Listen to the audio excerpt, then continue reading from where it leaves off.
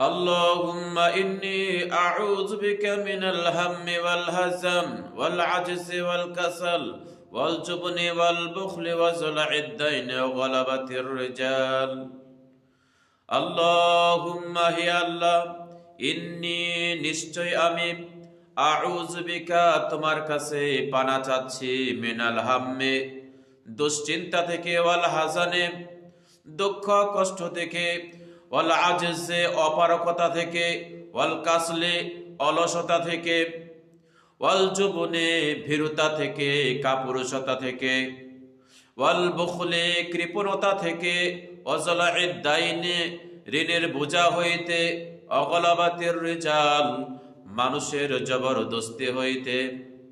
বন্ধুগণ, উক্ত দোয়ার ভিতরে 8টি বিষয়ে আল্লাহ তাআলা মানুষকে পানা চাইতে বলেছেন। 8টি বিষয়, যে 8টি বিষয় প্রত্যেকটা মানুষের জীবনে অত্যন্ত জরুরি। এই গুরুত্বপূর্ণ বিষয়গুলোর ব্যাপারে আল্লাহ তাআলার কাছে পানা চাওয়ার জন্য আল্লাহ তাআলা শিখিয়ে দিয়েছেন। খেয়াল করুন, আল্লাহুম্মা ইন্নী আউযু বিকা মিনাল হাম্মি, হে আল্লাহ নিশ্চয় আমি তোমার কাছে পানা চাচ্ছি মিনাল হাম্মি, দুশ্চিন্তা থেকে। দুশ্চিন্তা নেই এরকম মানুষ দুনিয়াতে নেই, কম বেশি সকলেরও চিন্তা দুশ্চিন্তা আছেই। ওয়াল হাজনে, দুঃখ কষ্ট ছাড়া মানুষ নেই, মানুষের জীবনে দুঃখ কষ্ট আসতেই পারে, স্বাভাবিক। ওয়াল আজজে, অপারগতা থেকে, আমাদের অনেক কিছু আমাদের সাধ্যের বাইরে, অনেক কিছু আমরা পারি না, অনেক কিছুর ব্যাপারে আমরা অপারগ। ওয়াল কাসলে, অলসতা থেকে, অনেক মানুষ আছে জীবনে অলসতার কারণে অনেক কিছু হারিয়ে ফেলে, অনেক কিছু থেকে বঞ্চিত হয়।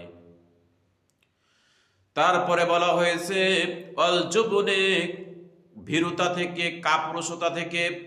অনেক মানুষ আছে জীবনে অনেক কিছু করতে চায়, কিন্তু ভীরুতার কারণে, ভয়ের কারণে, কাপুরুষতার কারণে অনেক কিছু থেকে বঞ্চিত হয়। ওয়াজলাইদ দাইনে, ঋণের বোঝা হইতে। ঋণের বোঝা একটি বড় বোঝা। ঋণ ছাড়া মানুষ দুনিয়াতে একেবারে কম বেশি সকলের ঋণ রয়েছে। অগলাবাতির রিজাল, মানুষের জবরদস্তি হইতে, মানুষের জুলুম অত্যাচার হইতে। মানুষের জবরদস্তি নেই এরকম মানুষের সংখ্যা একেবারেই নগণ্য। অর্থাৎ দুনিয়ার জীবনে চলতে গেলে মানুষের জবরদস্তি আসতেই পারে। এই যে মোট 8টি বিষয়ে আপনি আল্লাহর কাছে পানা চাচ্ছেন। আল্লাহর নবী সকাল সন্ধ্যায় এই দোয়াগুলো পড়তেন আর আল্লাহর কাছে পানা চাইতেন। আমরাও আল্লাহ তাআলার কাছে পানা চাইবো, দোয়াগুলো খেয়াল করে সুন্দরভাবে দোয়াটা শিখবো। আমরা আবার পড়ি, আল্লাহুম্মা ইন্নী আউযু বিকা মিনাল হাম্মি ওয়াল হাযানি ওয়াল আজজি ওয়াল কাসলি ওয়াল জুবনি ওয়াল বুখলি ওয়া যালাইদ দাইনি ওয়া গালাবাতির রিজাল। আল্লাহ তাআলা আমাদেরকে এই দোয়াটা মুখস্থ করে আমল করার তৌফিক দান করুন। আমিন। আসসালামু আলাইকুম ওয়া রাহমাতুল্লাহ।